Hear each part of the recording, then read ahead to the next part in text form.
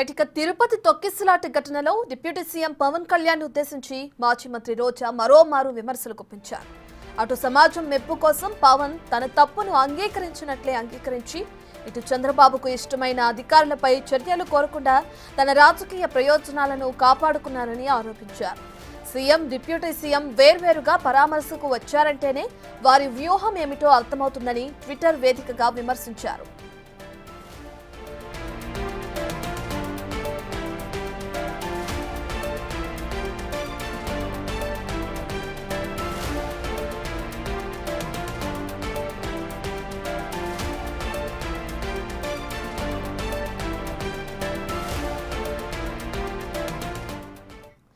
విధి నిర్వహణలో TTD chairman EO Shyamalarao, అదనపు ఈవో వెంకయ్య చౌదరిలు పూర్తిగా విఫలమయ్యారనేది పవన్ మాటల్లోనే స్పష్టంగా అర్థమవుతుందన్నారు.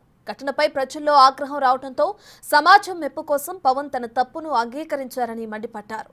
ప్రాణాలు తీసిన వారిని ఎందుకు కాపాడుతున్నారని ప్రశ్నించారు. ఇదేనా మీ సనాతన ధర్మమంటూ ట్విట్టర్లో నిలదీశారు రోజా.